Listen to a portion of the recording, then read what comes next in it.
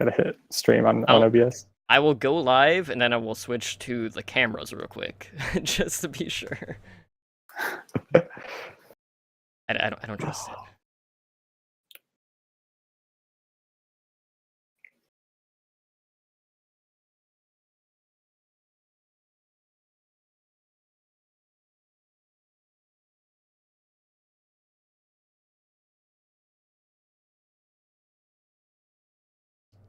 We will get underway. All right, intro in 3, 2, 1.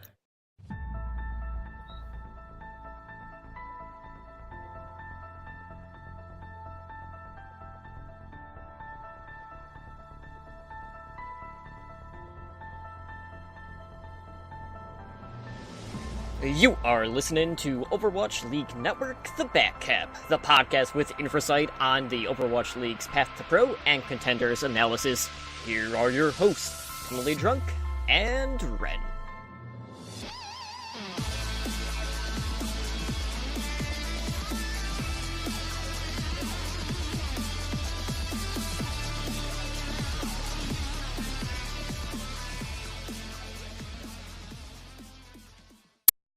Hello, everyone, and welcome to Overwatch League Network, the Backcap, the podcast with insight on the Overwatch League's path to pro and contenders analysis. I am your host, Emily Drunk, and tonight on episode 8, we update you on the latest acquisitions, look back at the week that was in contenders, NA and EU, and share our takeaways from this week's games. Tonight, the Backcap is live on Twitch for the first time, and as you can see, I did not come alone. Joining the Overwatch League Network family is none other than Ren. Ren, again, thank you so much for reaching out, man. We are set to keep the community updated on everything and pretty much anything NA and EU contenders every Wednesday night here at 7 p.m. Pacific time. So for those that don't know you, why don't you take a moment to just let them know a little bit about yourself before we get into this week's news. Well, as Totem said, my name's Ren, and I've been playing Overwatch for maybe a year or two now. I mean, around when it came out is when I first started it, and I only got seriously into paying attention to the competitive scene recently, back when they first announced Overwatch League. So since then, I've just been super excited about keeping up with it, and now with the Tier 2 and contenders starting up now, I've just trying to keep up with that and bringing you guys the news. So yeah, it's definitely right now there is so much going on in Overwatch esports. oh Obviously, yeah, Overwatch League is in full swing. We are pretty far. We're about like halfway. We're getting to that point. Obviously things are really heating up for stage 2. Some teams that we thought would be doing really good in a dive meta have kind of faltered, whether that's just due to team cohesion or subpar Lucio play. If you are the Boston Uprising, it's definitely been a spicy few weeks there in the Overwatch League, and Contenders is underway. Not quite across the globe, but that will be happening here very shortly, but we do have a couple of the regions already having kicked off. So that includes North America, Europe, Australia, and most recently, South America. And for the other regions, we have China, that is set to kick off March 16th, Korea, which is probably one of the more anticipated regions for obvious reasons, because it's Korea, starts on March 19th, and then the Pacific is the last one to get started here on March 22nd. So we did get a post for the Contenders talent. That will be the crew that is kind of like doing the desk work, the analysis, the casters. So since we are focusing on EU and NA, we might as well bring that up because, I mean, that's what we are all about. So over on EU for the talent, we have Tech Girl, who will be acting as the host at the desk. We have Trid, Dez, Jaws, and Leg Day, most of which are casters. So Leg Day, I was really happy to see because he is a caster that was actually doing a lot of English recasts of the Korean tournaments. I don't know what time in the morning it was for him when he was doing this, or really when it was, but he was like really the only person doing English vodcasts of these really big tournaments over in Premier and Korean, which is really great to see. So, he was really an up-and-comer in the scene, and he's getting a huge opportunity here, getting to cast Contenders EU. And looking at the NA side of the field, we have Ashes, who is serving as the host, and then the caster duo is ZP and Jamerson. So, really no strangers to cast in Overwatch and Overwatch esports. And I know there's been like a lot of discussion on the competitive Overwatch Reddit about ZP and his absence from the Overwatch League. So, maybe with him being involved in contenders, that will help people sleep a little bit easier knowing that he has found some work. And just a quick note on Contenders Korea, they are going to have English casters for Contenders Korea. We don't know who is going to be doing that, but like in years past, we will have an English cast for that as well, which I'm really happy about. I mean, I would watch it either way, but now I can actually know what they're talking about when they are casting matches, which is always a big plus, rather than just trying to basically just weigh things with my eyes at that point. Yeah, no, that's definitely right. I'm definitely excited to see a lot of the talent that's coming into both NA and EU. And it'll be interesting to see where they take us. I think one of the things that I was surprised by the most, since we had EU kick off before NA, was the difference in the number of people on each talent cast, because EU having 2 extra people to distribute the work between casting and the analysis desk, I think just kind of makes it even more so that NA will have their work cut out for them. Those guys, ZP and Jamerson, are just going nonstop. So it's cool to see them working as hard as they are. Yeah, we'll see whether or not they are going to be dealing with any fatigue, just because they have 2 less people on that talent field. And I know a lot of people are a little bit concerned on that.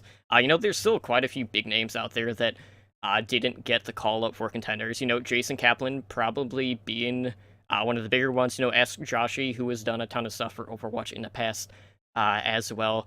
But I'm just happy to see ZP getting some work at the end of the day. And I don't know if that means like maybe he'll take a little bit more of a step back from some of the Overwatch League stuff, because he has been involved in like some of the like team videos that some of these Overwatch League teams have been producing.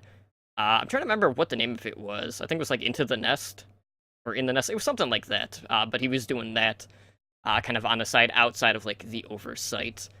But obviously with contenders, there are a number of ways to see this, and, contenders games are being live streamed with English streams for North America, Europe, Australia, and South Korea, as I had mentioned.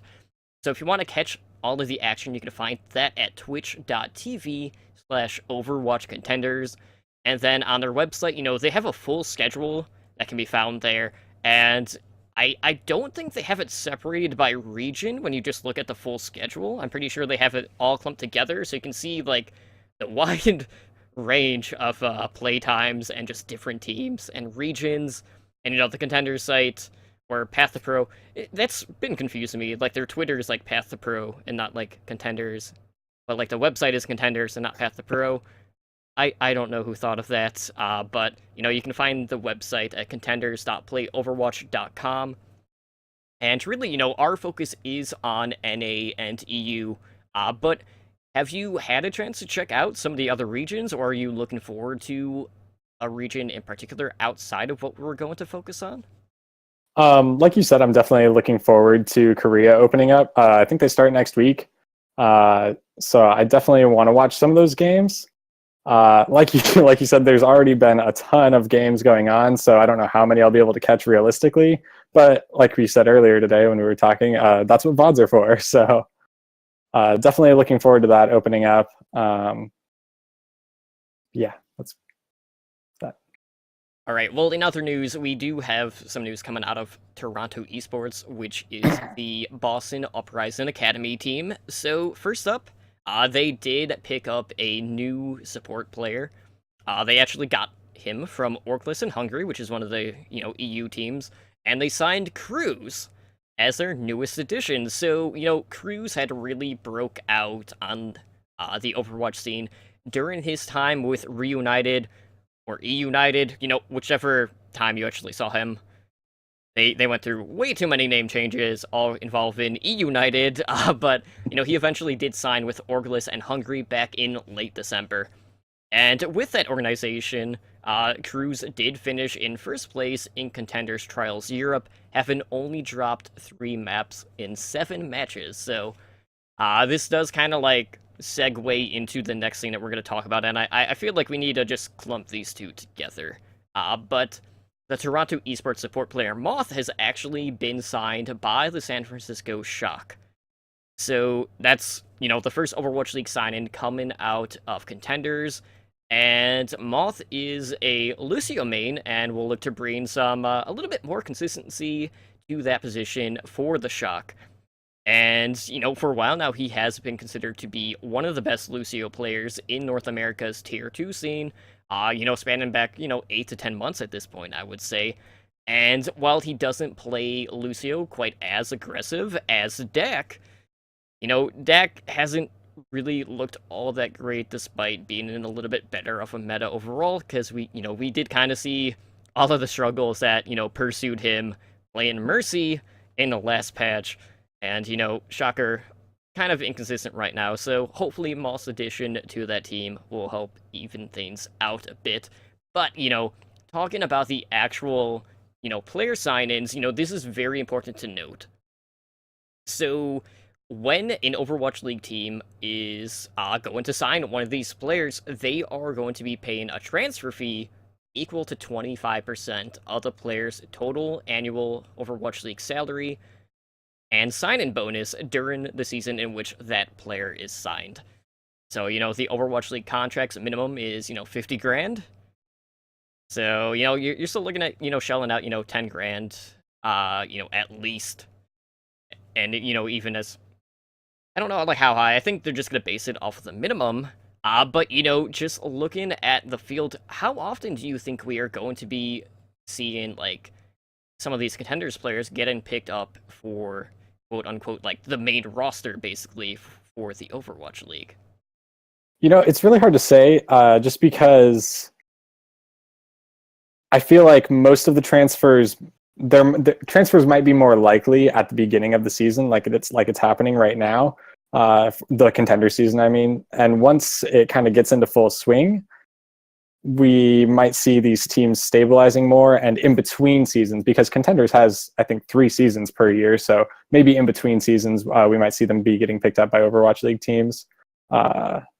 So it's hard to say how often it will happen, but I wouldn't be surprised if a couple of other people got picked up in these first couple weeks of the Contender season, just because we have some very promising talent out there. Yeah, not to mention there always seems to be like one hero in particular that is pretty central to the meta, and we'll talk about that in a little bit, because one of the academy teams, at least at that position, has been pretty damn good compared to their Overwatch League counterpart.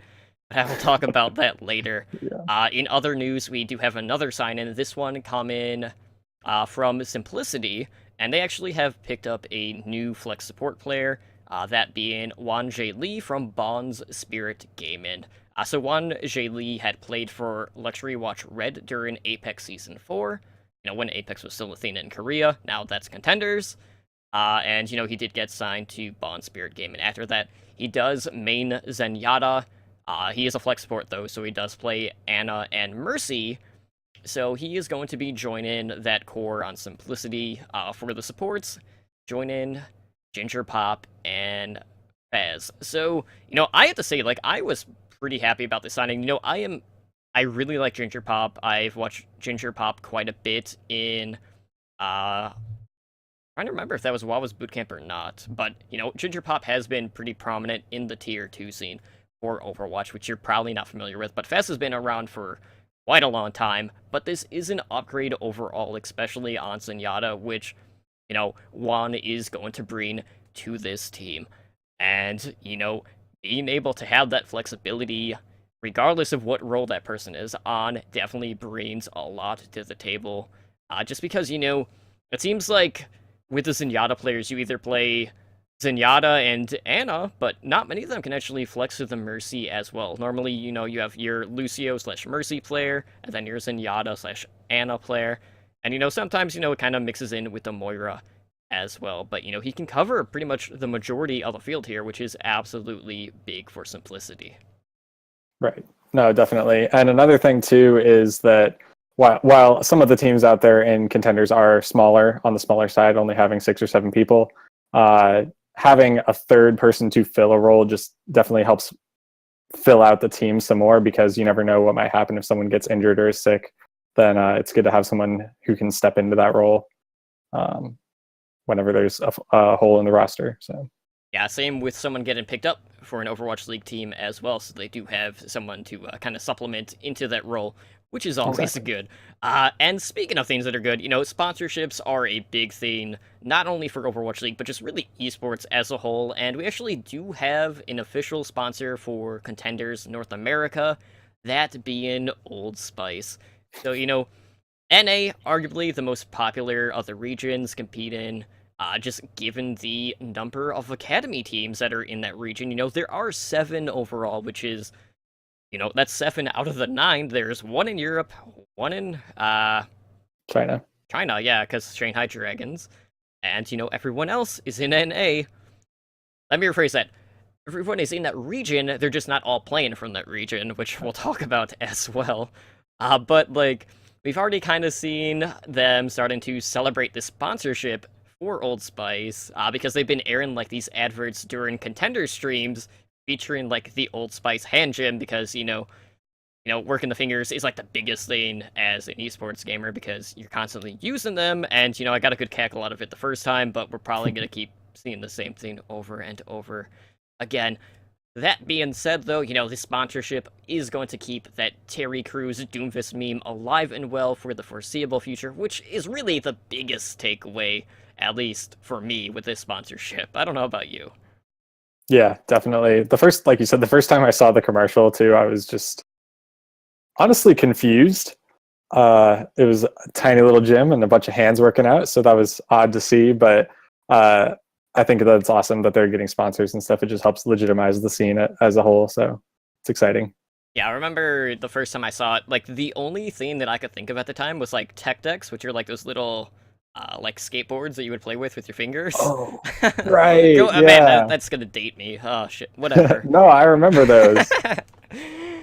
Yeah, those were a thing. I don't think we're gonna be seeing anyone, like, benching or doing curls with their fingertips or anything like that. But who knows, maybe we'll see some more wacky advertisements coming out of Old Spice, or just fresh memes, out of the desk. I don't know what else to say. I mean, people were going to kind of meme this one to death, I feel like, moving forward. Whether or not they're going to be able to sell out as good as Golden Boy on the desk remains to be seen. I highly doubt it, though. But speaking of NA contenders, let's go ahead and talk about the games that we have had so far. So looking back on Sunday, March 11th, we had last night's Leftovers taking on Grizzlies Esports, and last night's Leftovers took that one 3-1. We saw XL2 Academy defeat Toronto Esports 3-2. Gladiators Legion defeated Mayhem Academy 3-1. And then on Tuesday, March 13th, which was yesterday, we had Envision Esports defeating Simplicity 3-1. Fusion University defeated Energy Esports 3-2. And Optic Academy swept by week 4-0. So, looking at these 6 matches, out of all of them, the must-watch is definitely XL2 versus Toronto Esports. If you haven't seen it, check out the VOD. You won't be disappointed. That was a very intense series. And, that tiebreaker on Oasis was probably one of the best rounds of, just tier 2 Overwatch that we have seen in quite some time. We saw a Clone Man, stall tactics, taking up a good 2 minutes off of the clock on the second map. That just created a whole ton of space for Nenny. And, both teams looked very strong, despite the pained disadvantages that they do have, because, as I mentioned, while NA does have a lot of teams based in NA, they do also have a lot of players based in Korea right now, as they're, kind of getting all of the team houses kind of situated. And, we do also have players playing out of the UK. So despite having that 150, 200 pain, they are still looking very good. And, if this is any indication of what we can expect to see moving forward, I am going to be absolutely enthralled by Overwatch contenders, both NA and EU, and really just across the board here. Oh yeah, definitely. The just to talk about the XL2 Toronto game a little bit.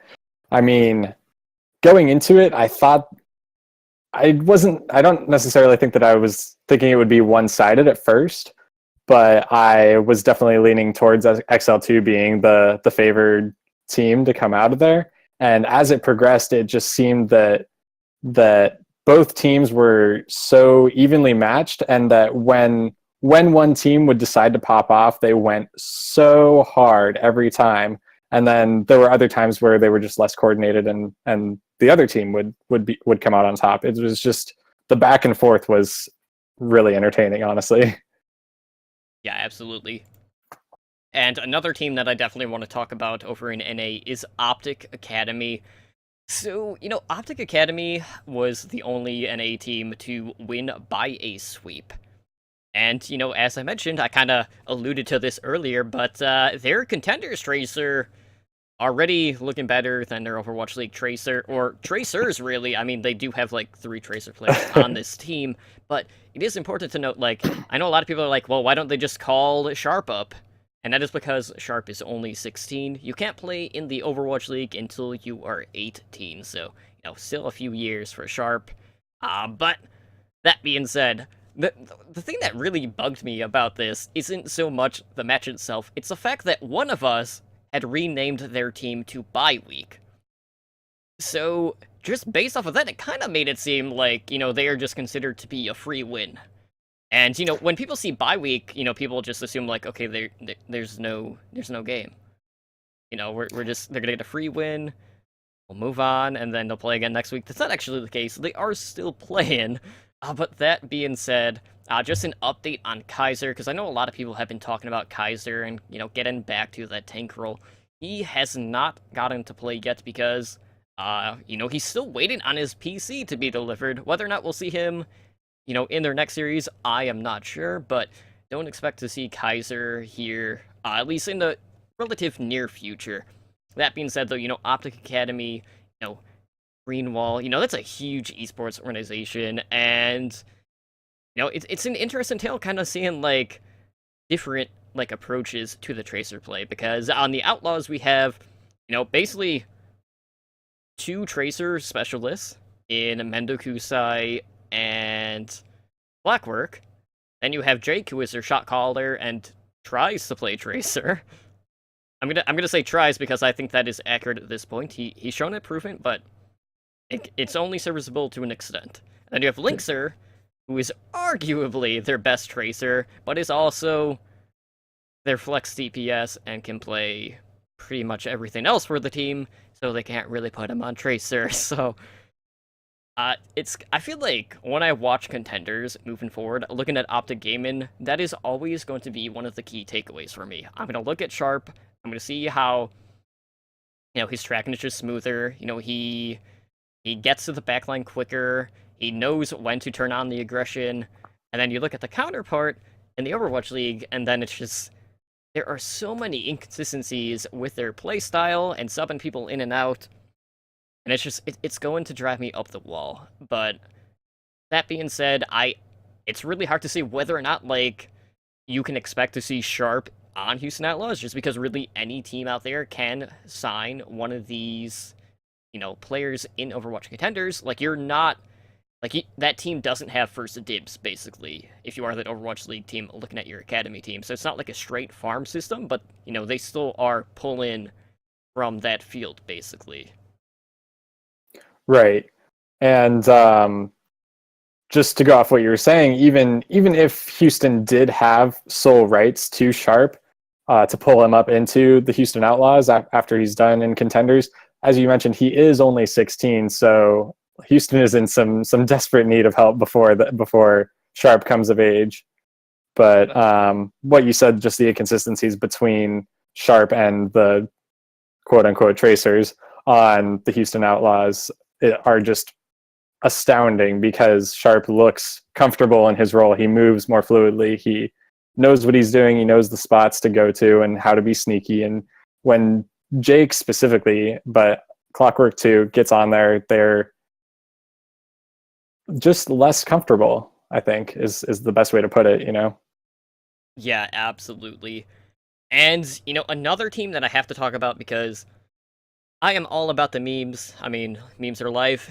Is NRG Esports. So, you and I talked a little bit pre-show about, the past of NRG because you aren't as familiar with the tier 2 scene of Overwatch. So, NRG, for those that don't know, if you're newer to the scene or don't really know the past of Overwatch Esports, NRG is basically how should I describe this? They basically have like a storied past in Overwatch Esports as kind of this utter disappointment. They're most famous because of their past failures as, an esports team. And really, like, my main question is, like, right now, can this new squad remove that meme team status from years past? Energy is notorious for being a team that underwhelms in tournament performances. They never seem to meet up to the expectations that their fan base has, and they do have a pretty big, fan base. And I have to say, like, so far, I think this is going to be the turnaround for this organization. We actually got to see Energy pull off a Torbjorn strategy, and it worked!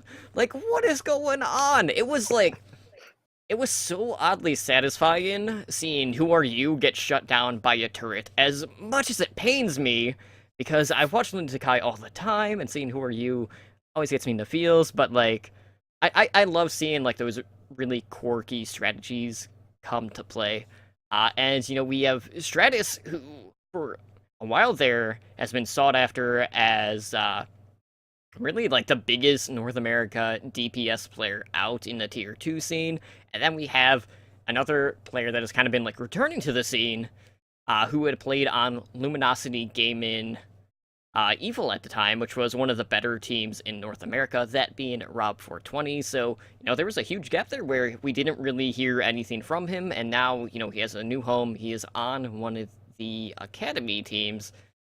So I really like the fact that we get to see some of these players that I'm familiar with from kind of like the closed beta days kind of returning and getting another opportunity and another chance to really shine on a bigger stage. So, Energy off to a decent start. They did lose to Fusion University, who are arguably, like, I don't know if I would say that they're favorites, but, like, they're really the only team going into contenders that we already had tape on, so we kind of knew what to expect. So Right. there is that. So, these teams are able to have a bit more preparation going into their series because they did compete in Pit Championship Season 2 for North America. But for Energy to take 2 maps, that was an absolute win in my books, regardless of what their, record says in the books at this point. Right. I think the fact that they, even though they did lose, they went up against Fusion University, which, like you said, is one of the most anticipated teams in contenders. The fact that they took it to 5 maps and got at least two points on the board definitely says a lot for them. As far as them being a meme team, the fact that they're pulling out Torbjorn's strategies, I think, says something to that. But I think they might be able to show some interesting things based on that. So we'll see. Okay, so looking across the pond, let's talk about what is going on in Europe. So on Sunday, March 11th, we saw the returning champions, Team Giganti, taking on Orglis in Hungary, and Giganti won that one 3-1. We saw the British Hurricane swoop in and sweep Team Singularity 4-0. That's a disband defeated Angry Titans 3-2. And then on Monday, we saw Eagle Gaming defeat Sis Hope 2-1. There was a draw on that one. That's why there was that score, for those that are unaware. We saw Bazooka Puppies defeat Mosaic Esports 3-2, and Copenhagen Flames defeated Young and Beautiful 4-0. So, let's talk about the Bazooka Puppies. So, I don't know if you saw Overwatch Contenders during last season, and I don't want to say Season 1, because I know that will confuse people based on the fact that they're calling this current one Season 1, but they're just throwing, the year in front of it. But last season, Bazooka Puppies did not do so well. They underwhelmed. They finished 8th place in Europe. And, they are one of the few kind of like returning teams from last season of contenders. So, this was a team that had disbanded temporarily because some of the players wanted to try out for the Overwatch League ahead of Season 1. And then they ended up getting back together. They were formed back in December. So, in Game 1, we've already gotten to see kind of like this test of resiliency for the puppies as they basically just outlasted a very promising looking Mosaic esports team.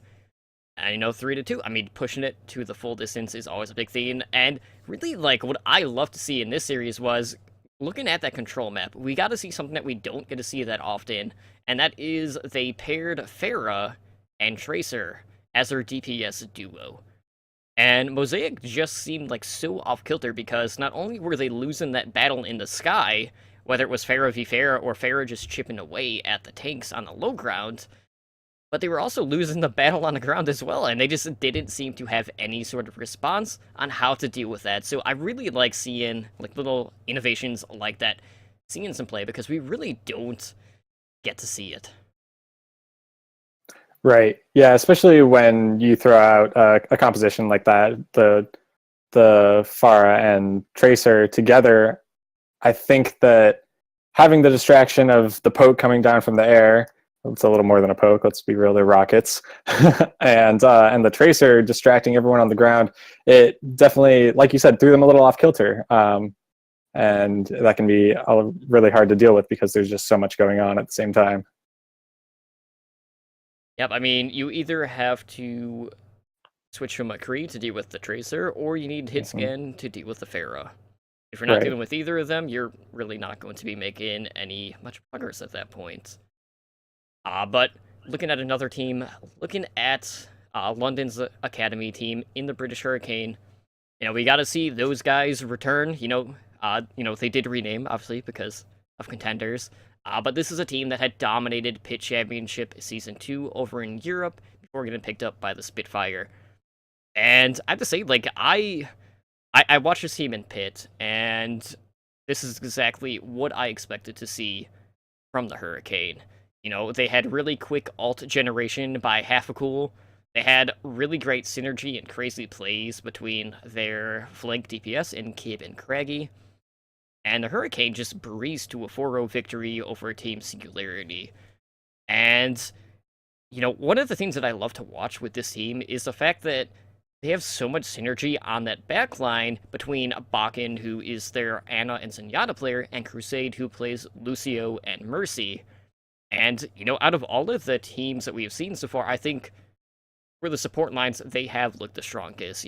They have not only been, getting relatively good ultimates, they've also been charging them quick, they've been in a kill feed on top of that, and then seeing the nano visors coming out of, going from Bakken to Kib, just completely annihilating everything in their path is always a great thing to see. So the Hurricane, for me, right now, I mean, even, like, going in, like, I knew those guys were going to be a strong team. And they don't really look like they're going to be slowing down anytime soon. So I don't know how people are going to deal with this, but this is one of the more stacked teams. And, if Gigante's not going to take it, maybe the Hurricane are the team to beat at that point. Yeah, no, I definitely agree with that last point about I mean, there has been a lot of question about how well Gigante is going to perform after their roster revamp, which we'll talk about in a little bit. But how, sorry, the Hurricane are potentially going to be the ones that might end up taking it if Gigante's not going to be that.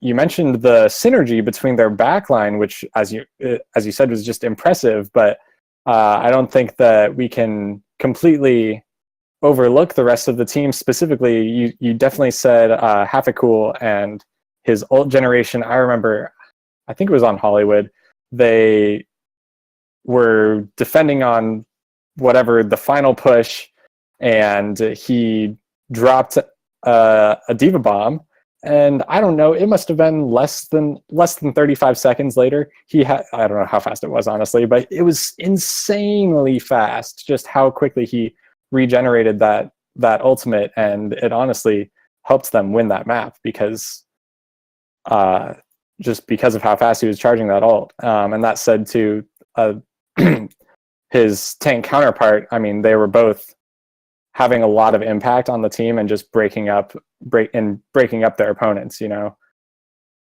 Yeah, absolutely. Hefficool had like 2 self-destructs. I want to say it was like 25 seconds. It was ridiculous. There's also a point where he basically was stalling for the team, and he also built his ultimate just with 1 stall, which, I mean, is so uncommon. That's not something you get to see every day. But yeah, definitely Hurricane are a team to watch over in Europe, as are Giganti. And, you know, speaking of Giganti, this was the team that had won Europe Contenders last season. So, you know, they're looking to come in, reclaim their throne, despite massive roster changes after a lot of their players got picked up by Overwatch League teams. Out of that roster, Davin is the only player from that championship team returning. And basically what happened there during that rebuild is they had absorbed pieces from some of the other Finnish Overwatch teams. I think it was like primarily ENCE esports. So, you know, they picked up 5 new players. So this is a whole new look, but these are a lot of players that have won. I mean, the Finnish scene, they do like a lot of like minors basically, where they only like invite a few people. So these are players that are very familiar with one another, which does help to an extent, I feel like. But like, despite all of those new pieces, you know, this team does not look like it has really lost a step, which isn't something we get to see a whole lot because, you know, kind of looking at the Overwatch League, you know, we saw the Fuel make a ton of additions. He signed 3 new players, and then they were trying to figure out how to work all the new pieces, and they couldn't figure it out. But Giganti comes in, they have 5 new players on this roster, and they still look like a championship caliber team. So I don't know if it's too early to say whether or not that they are considered to be one of the odds-on favorites at this point. But it does seem like they are going to be definitely up there at this point. So they are in the same group as, you know, the Hurricane. So these 2 could be jockeying for position throughout the season. Yeah, I definitely think they'll be one of the top contenders in Group A. It'll be between them and the Hurricane, like you said. And the fact that they were able to withstand the restructuring after all of but one of their players got signed to the Overwatch League is impressive. I don't know how they did it, because as you mentioned, other teams have tried and failed to do the same thing. Maybe Davin was able to act as an anchor and bring some of that experience to the teams that they brought in and really ground them and make them feel like a cohesive unit. But they were definitely impressive when they went up against Orglis and Hungary.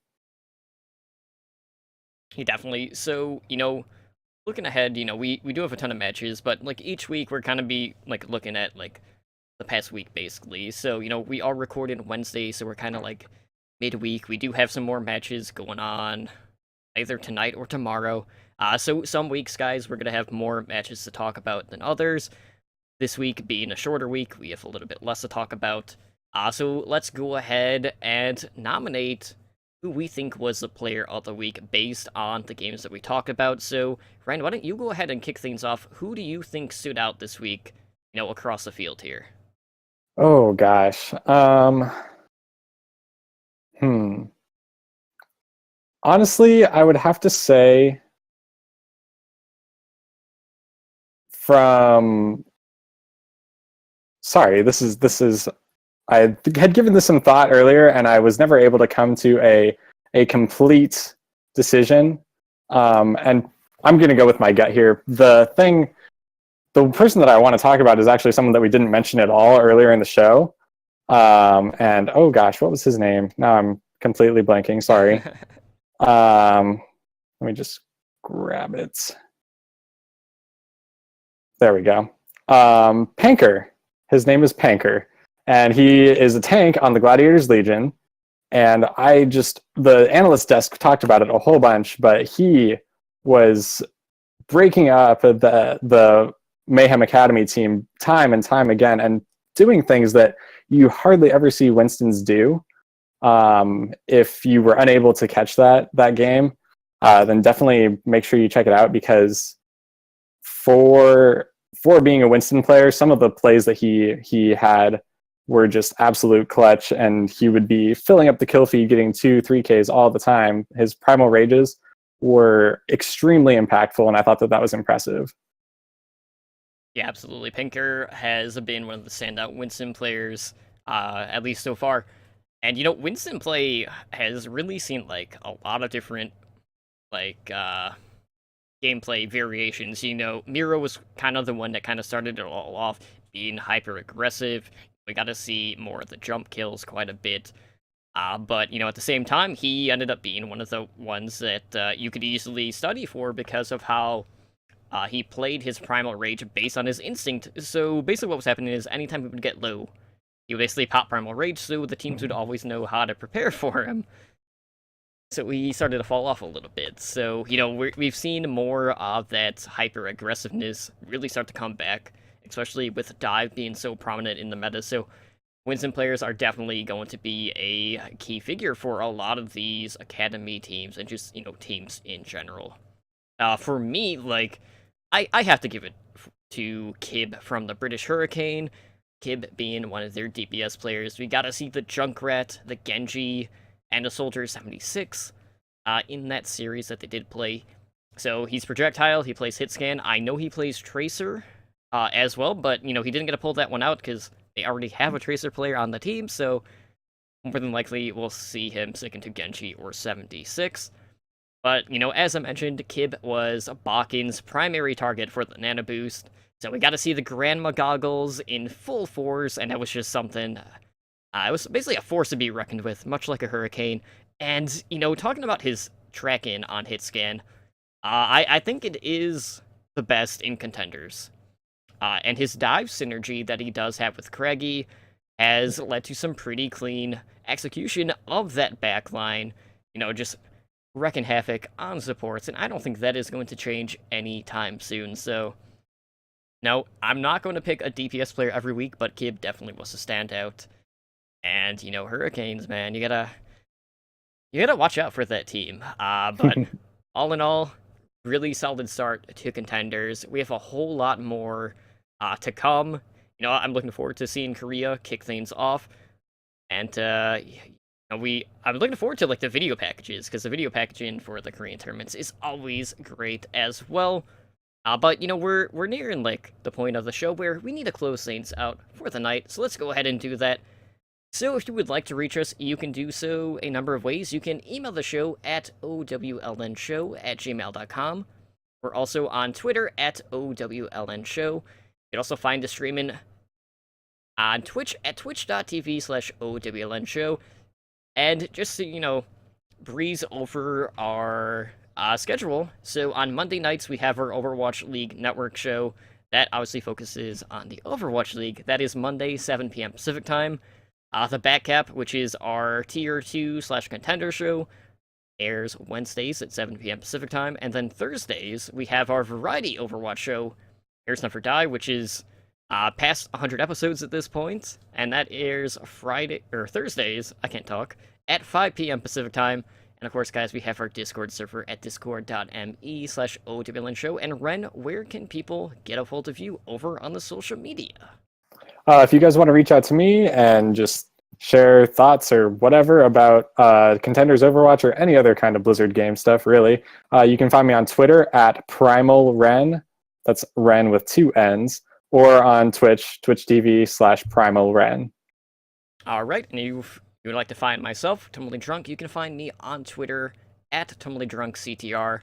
I don't really stream that much, obviously because 3 podcasts, Overwatch League, all the contenders, that's a lot. Doesn't leave much room. But if you want to follow me on Twitch, I'm at twitch.tv/TumblyDrunk. Otherwise, I'm streaming on this channel that we're on right now.